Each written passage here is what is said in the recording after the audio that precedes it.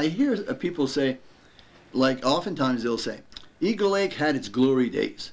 It like in the 20s there, it was a nice time.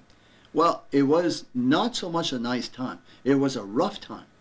It was a rough living here. Yeah. Mill towns were not easy towns to live in. The environment was really, really rough. People had they had to work hard, and husbands left for months at a time, and it was in the 50s, just to show you how that hard time stayed. In the 50s, we had a guy by the name of Dr. Beth that moved here for a winter to take the place of Dr. Kirk while Dr. Kirk went to Florida. He wrote a book about his experience in Eagle Lake, and it's called Greenwood and Chloroform. And it's a pretty nice book. If you haven't read it, Really? you probably should look into it. But he in his book he describes going to someone's house to help deliver a baby, and when he gets there,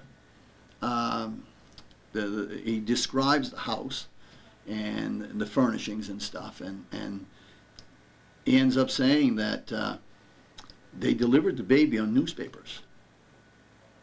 Wow. They placed newspapers on the floor, and the woman delivered on the floor there on newspapers. I mean, no one. If those were the good old days, there, Yeah. I mean, who wants to live those again? You know. So. Well, So it's like people romanticize about those good old days. The good old But days, it's I hear people say, "Oh, Eagle Lake used to have a roller rink, and it used to have a movie hall, and it used to have this and that." And it's true. Someone attempted that. Yeah. But like the roller rink didn't last very long. Yeah. The movie hall probably is the thing that lasted the longest in town. But everything else, it's like even today, someone will come in and they'll try to do a video store. It'll probably work a year or two, and then it changes, and then that goes away. So, but people remember, we used to have a video store. Yeah. But no one, after a while, no one went to the video store that they had to close. Yeah. People don't remember that's what happened. So. The thing that's a story from every town around here, almost every town, is how poor people were. Yes. And the thing that is common is that they never suffered from lack of food. That's right. But they had to work like crazy. Yes. To keep food on the table, like canning and going berry picking. And, oh yeah. And big gardens, and the wife would work from, almost 24 hours a day. Well, in my own family, I come from a family of 9 kids, and my father was a janitor, and my mother didn't work until very late in life, and she worked at home, though. Yeah, she worked at home. Oh yeah, she did, and we had animals, we had pigs, and we had chickens, and we even had rabbits at one time, and we seldomly went to the store to buy meat. We were self-sufficient in that. Yeah. My mother would, when we needed, every Sunday we had a chicken, but it was like we'd go out and get the chicken and bring in the rooster and slaughter it, and I see my mother. My father every year used to buy 50 roosters. Every year used to buy 50 roosters, and I still can see my mother. She'd have to pluck those things. So my father would chop their heads off, and we would bring them to my mom. She would put them in a boiler. She'd dunk them in a boiler, and then she'd pluck that stuff. Then she'd open that up and clean the inside. And she had a weak stomach, so she would do 2 or 3 and then go outside and do what she needed to do and come back. Yeah, it was pretty hard. It was a hard life. Yeah. She used to get up every on Monday mornings, the first thing, all on our street. All the women did the same thing. They did washing on Mondays. And I mean, it was a wash tub, and it was a washing machine with one of those wringers. They had to. My mother was one that bleached everything. It used to take her a whole day to wash. Yeah. You know, it's people don't realize how much they invested in time and energy to do some of the tasks that we think today is mediocre. That's right. You know, and then you had to hang it on the. Oh yeah, she had to hang it, bring it in. I remember her bringing that in. It was in the wintertime, it was as stiff as a board, putting that on clothes racks, putting that next to the heater so that, or the furnace, and it was, you know, it's, people had to work hard to get what they had. And you're right though. The one thing we didn't have much when I grew up, but we always had food. Yeah. We always had food. My mother was a good baker, she was a good cook, and she made sure that we had plenty to eat. As far as clothing, a lot of times it was hand-me-downs. Oh yeah. And we had, she had a friend of hers that was a good seamstress, and she used to send us over to her, and we had tailor-made clothes. Today, for not much money. no, for not much money. Yeah. A store-bought piece of clothing was rare. Oh yeah, we didn't. I don't believe. The first time I remember my father buying us something, and we weren't too crazy about it. My brother and I. He bought us from the Klein store. He bought us some breeches. We looked like Sergeant Preston with those things, and we did not like them. They were green. They had these side wings on them. Oh boy. And they were made out of wool, not very comfortable. Oh, they were supposed to be hot though, or warm. They were, but I can remember my brother and I, we'd go in the garage there and we'd. Now these came just below your knee? Yeah, just because they went with what they call gum rubbers. Gum rubbers, yeah. So it's like Sorels today there, and they didn't go all the way down to your ankle. They went just about well, maybe 3 or 4 inches from your ankle. Had suspenders with Oh yeah, we had to wear suspenders. Yeah. They, you know, when I was in school in Santa Gata, I had short pants and stockings like a girl. Yeah. Honest? Can you imagine? Yeah, yeah. And we all looked the same, and little sailor suits. And, Yeah. So that's a very interesting. Lots of stories here. Coming back to why we're here and why you're here is the hospital in the middle of nowhere. Right. Which starts when? The railroad is here. The railroad comes in, the here. mill comes in. There is it's a rough environment. There are accidents. Yeah. We have a priest, a parish priest, who's like a human dynamo, always looking to do something. And somewheres around 1904, he communicates with the bishop and says he would like permission to build a hospital in Eagle Lake. And Who was the bishop? Do you know? yeah, I think it was McCarthy or something? No, I think at the time it was a guy by the name of Conley. But the next time we hear about a bishop and the involvement, excuse me, with Northern Maine General or the hospital, is Bishop Walsh. Oh. He's the bishop that we see through the construction period. So the hospital was started somewhere around in the spring of 1905 is when he started building the hospital. He did get permission. We don't really know if he got permission then. All we know is that he started. Yeah. He was determined. He was determined because Father Marcoux was one of those characters that when he decided that something needed to be done, he did it and then waited for the consequences to come. Where was he from? Quebec? Yeah, he was originally from Quebec. Yeah, he had been a missionary. Is that right? Oh yeah, he had served, I believe, somewheres in Illinois with the Indians as a missionary. Okay. And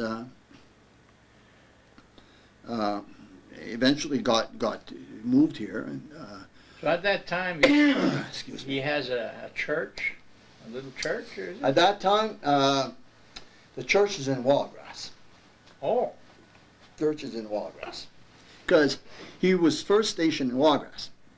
So he built a church in Wallgrass and he built a convent in Wallgrass, or a school. You probably have to stop that just for a minute. Yeah, yeah. I gotta get some water. We took a little break here. On parle à plein, là, moi, pis toi, là. Yeah, yeah. Ça fait que la gorge vient sec. Mm. But you have a lot to say here, Reynold. It's very interesting. And now we're with Father Marcoux, who has a church in Wallagrass, and there's none here. Yes. And his first project here is to build a hospital. While he's in Wallagrass. Yes, Oh. while he's in Wallagrass. Yes. Because the population was here, the mills were here, and Yeah, but it had not started like that. I mean, the Wallagrass had, I believe, just as many people in the early 1900s. It was when the mills opened up here that the population started to grow here. yeah. But the parish was really established first in Wallagrass, and then we ended up having a parish here in Eagle Lake. Now there's a Father Devoe, is there in Wallagrass? There maybe replacing Father Marc Chassed. Yeah, it could very well be. Yeah, I'm not sure seems to me who ended up replacing him. Father Marc Chassed ended up, well, he died in 1918, so. So he had a parish here eventually. Oh yeah, Somebody was, replaced him in Wallagrass. somebody replaced him in Wallagrass, Okay. yes. And here he was admired. I mean, I think when I talked to some of the elderly people when I was growing up, I mean, he was close. They looked at him almost like a saint. Now the parish priests in those days, sometimes they were the only ones who had an education. Yes. And people went to them for everything. Oh yes, they did. For legal and medical and Yeah. spiritual. Yes, no, they did. They did. I mean, during the period of Father Marc Chassed, I don't believe that there are too many people that did anything that Father Marc Chassed did not want done. Oh, okay. He was pretty much not only the religious leader, but the civil leader. Right. In fact, well, just you know, give a little bit more about Father Marc Chassed. He ended up oftentimes getting himself into trouble with the bishop, only because he took steps before he got permission. Yeah. The hospital was one of those things. And like when he built the hospital, he built the shell, but there was really nothing in it. He invited, convinced the Franciscan sisters to come here, and 5 of them came, went through Clare and came to Wallagrass, and then came here, and they found just a shell. Wow. There's no furnishing. There was nothing. But his goal was, we'll have a hospital. So they ended up deciding that they were going to make it their mission, and they went around begging, and that's how they started getting the stuff for the hospital. The nuns. Yes, the nuns. They went around. They begged for beds. They begged for whatever linens they could find. They begged for some money. They raised, I believe, in the first couple of months, they raised like $40 some odd. And eventually, they got a hospital. They got one of the, at the time, especially in the 30s and 40s, one of the best hospitals in Northern Maine. But it was through sweat and hard work that they did that. Now, just before they had a hospital here, that people got hurt, let's say, there was no place to go. Nope. You just fixed it the best you could. You fixed it the best you could, You'd be a or cripple for life, or Yeah. you'd cut the or, leg. or you died. You died, yeah. Yeah. Infections and stuff like Yeah, because before the hospital here, there were doctors that would come through the area, but they were basically all from Canada. And I think there was one that had opened up a practice in Madawaska and was doing Fort Kent, but there were no surgeons in the area. So if you needed to have surgery, it was like you were on your own. that. Now, it's amazing, you know, that when we talk about the hospital in Eagle Lake, the first one north of Bangor, Mm-hmm. because another thing that's happening this year, I think, is that Presque Isle is celebrating their anniversary, 100 years. Right. And they thought they were the oldest one north of Bangor. Yes. What happened there? Did you have? They were, I don't know, you know, when they decided that they were the first, because they were not the first. They're probably the first longest lasting. Okay. hospital Right. north of Because they're Bangor, still there 100 because years they're later. still there as a hospital 100 years Okay. later. All right. But the first hospital was Eagle Lake, and the second hospital north of Bangor was in Holton. So there were none north of Bangor. None, Which is, none it's north of Bangor. amazing. Yes. It's amazing. Yeah. Those towns are pretty big. Yeah, yeah. So, I don't believe that we would have had a hospital here had it not been for Father Marco. Of course not. I don't think we would have had it. You know, some people say, well, the mill had a lot to do with it. I think the mill, the principal owners of the mill helped, but I don't believe that they were the engine that brought in the hospital. Okay. Father Marco was that engine. He figured out a way of doing it. He got the church into debt at a point where they had no choice but to pay. They were angry at him, but it's still. You mean the diocese? Yes, yes.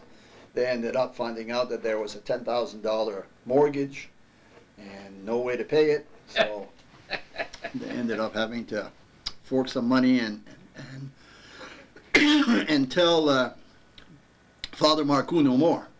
And that's when the bishop decided that he was going to try to control him by forming a corporation. So, What year we're talking about? 1907. So in 1907, British Bishop Walsh. Now, is that hospital working there? Yep, Is it open? yeah. And it opened in 1906. Okay. And so he was concerned with what Father Marcoux would do. So to control him, he decided to speak to some friends of his that he had in a law firm at Holton, John Madigan, and sought his advice. And Madigan's advice pretty much was, well, form a corporation and get a board. And then the board runs the hospital, not the priest. So that's when Bishop Walsh contacted some other people, 4 other people, and met in Bangor at St. Mary's Rectory there, and actually formed a corporation right there that became Northern Maine General Hospital. Now, the bishop probably never came up here. Oh, yeah, he came. He did. Yes, he came. He came in 1907, somewhere around there, and then he came back about 7 years later, when Madigan Hospital was built. The state at that time, up till that time, had been giving a little bit of money to Northern Maine General Oh. to help to subsidize them. And but when the hospital opened in Holton, it was a newer hospital, and the senator was from Holton, so the money was transferred to Holton Hospital. Well, at that point, the bishop said, well, do we really, if Northern Maine General can't make it on its own, and we're not going to get state funded, maybe we should do something different with that. So he ordered Father Marcoux to turn Northern Maine General into a school. Convent? Yeah. Kind of thing? Yes, like a convent. Like Santa Gat there. Yes, something like Santa Gat. And what they had done in Wallagrass, because they had built one in Wallagrass. Oh, is that before, right? Yeah. So, of course, the bishop didn't realize that although Father Marcoux had built the hospital, really the people who ran the hospital was not Father Marcoux. It was the nuns. He never mentioned that to the nuns. So when the nuns got word that they were going to be probably closing this hospital and turning it into a convent, they decided to go campaigning in town and got some local support to voice their opinion against that. That's when the bishop came. There was an emergency meeting, and the bishop came, and there was no minutes to that meeting, other than the only thing that people heard after he left was that the hospital was not going to close. Is that right? And from that point on, the bishop really didn't get involved in the hospital. In fact, from that point on, the first the first 5 members, as their term expired, the bishop never appointed them. You mean the board? The board, yeah. Do you know who they were? There was Yeah. Madigan, you said? There was John Madigan, who was an attorney. There was a man by the name of Conley. McDowell. He was the vicar general, of the Diocese of Portland. Oh, Then there was the Bishop, Walsh, and then there was a guy by the name Albert Burley, who was the state senator, and then there was a guy from Eagle Lake here, Joseph Michel, who was a merchant, he was a store owner. Those are the 5 people, and they were all appointed for 5-year terms. But when their terms expired, by the way, the charter that was passed through the legislature, because Northern Maine General was created through the legislature. The corporation was created through the legislature. okay. So the number of people on the board, that's a law. So the law says there's going to be 5 people on the board, with the bishop being the president or his designee. So all these years, Northern Maine General has run with 5-person board, and the bishop or the priest being its president. So in those years you're talking about? Those years, including probably the first 17 years that I was here. Oh, is that right? The parish priest was always the president of this board. Oh. The last priest we had that was president of this board, I believe, was Father Bill. He was the last one, which is just the priest just before Father Netto. Yeah. So now the bishop, he gave in to Father Marcoux. Yeah, he did. He did. And then the nuns, The he nuns, gave in to them too. yes, he did. He did. Because the nuns had worked hard in getting what they considered to be a good hospital. And they weren't about to give it up. And apparently there was enough people in town when they had that meeting with the bishop that he became convinced that he should just leave things alone. You know, So they never really, his office never really got involved. The church really never put a lot of money. In fact, I don't believe that after that period that they put any money. Any money that was made through the hospital with the sisters. It's like Fort Kent, you know. I mean, they ran it and they supported it. Oh yeah, it was the same. It was the same group of sisters. Yeah, the Franciscans. Yes. Now, do you know if they came to Fort Kent first or here first? No, or well, I believe they went to Wallagrass first. Most of them came here as teachers. Oh, okay. So they might have been in Fort Kent before they were in Eagle Lake as well as teachers. Oh, okay. But the first nursing people came to Because Eagle Fort Lake. Kent, our hospital started in '52, so Yes, that's 50 years after you. that's right. That's right. The hospital here was struggled pretty much until around 1926. And then in 1926, they got Dr. Kirk. So who was here before for doctors? They were traveling doctors. So you could go to the hospital and be no doctor there. Yeah. You could go to the hospital to be no doctor there. Well, they had skilled nurses. They had nursing. Women who Yes. knew, I mean the nuns who knew how to take Right. care of patients. Yes. Almost like a doctor. Almost, except they uh, didn't do surgery. There's no surgery. They didn't do surgery. Yeah. So, and they didn't do too many deliveries either. Because it was against the religious principles. So most people had babies at home with a midwife. Yes, Which sometimes that was was, a grandmother or right. a neighbor. That's correct. Yeah, there are very few people that were born in the hospital until the 1940s. Yeah.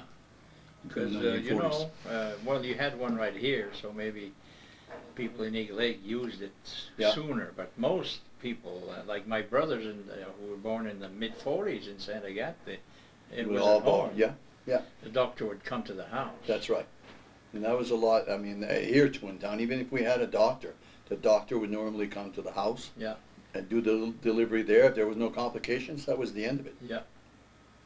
So, anyways, when Dr. Kirk came to town, well, then the hospital ended up with the first time having a doctor on 26? staff. Yeah, 1926. Now, what brought him here? He left from Baltimore, and I really don't know what got him here.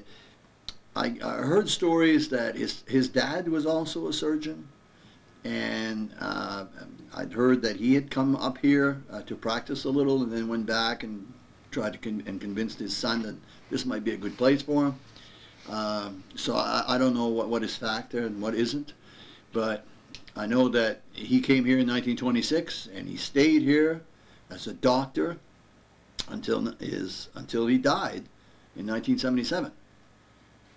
50 years. Yeah, yeah. Now, did he ever talk about the impressions he got when he got here? This is Yeah, he didn't. Well, the story that was reported back in the 40s, when a newspaper man had interviewed him, he said he left Baltimore and the birds were singing and the sun was shining, and he came here in November and there was 18 inches of snow. And his word to the reporter was that if he'd had money in his pockets, he'd have gone back home.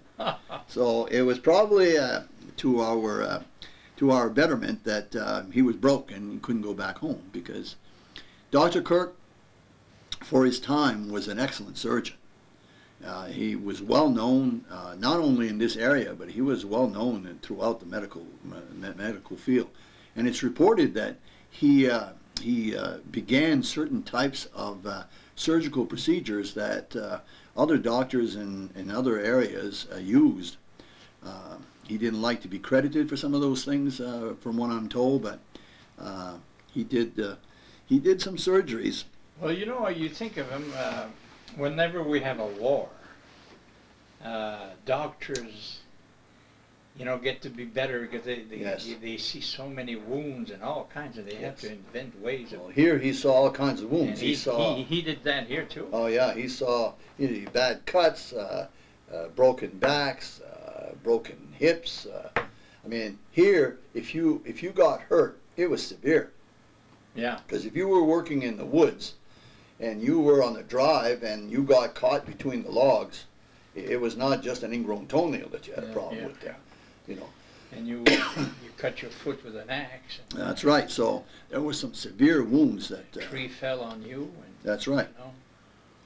Now, coming back, and before I forget, the logs would come here to these mills, right? And on the beach there, like you say.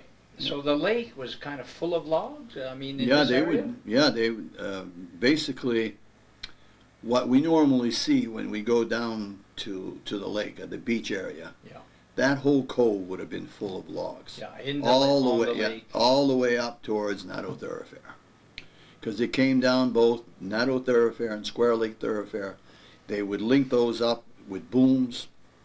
The mill eventually had a steamboat that they had built that would bring those booms towards the mill, and then they were put into ponds and. So you'd start cutting pulp wood at Fish Lake and Portage Lake. Yes. St. Croix, and Long Lake and all that. Yeah. Mud Lake and Cross Lake, and eventually It would all come here. Come here. Come here at Eagle Lake. Isn't that something? And that's why that's why they chose this lake to put those mills on, because it was the last lake on the Fish River chain. Yeah. Plus Nadeau Thoroughfare is not far from here. That's right. So if you put it in another place, you couldn't get the logs. That's there. right. You couldn't get the logs there. Yeah. So here you could get the logs from the entire Fish River watershed. Yeah. And there were a lot of logs, and it created a lot of business for not just the people who worked in the mill, but also the people who worked in the woods. Yeah. Plus the people who own the mills. That's right. That's right. Now, what's at the other end of the lake there before we get into the Fish River? There's a. Oh yeah. That has nothing to do with logs. No. That was a net that was constructed sometimes, I think in the 40s, 30s or 40s, probably in the 30s during the Depression there, through some civil program. But it was a net to try to make sure that the salmon would not go downstream. Oh. So the So it was salmon the- from all these lakes? Yes, this would be their last stop, and then they'd have to go back upstream, but they would not be going down the Fish River into the St. John and out to the Atlantic. Oh, okay. Okay. So they would landlock salmon? Is Yes, that what it was is? landlocked salmon, and they had those nets that supposedly would keep the fish in. Yeah. Eventually, it just wore out. The stories that I heard was that a lot of the fish got caught in the nets. Oh. And you had people that would walk on these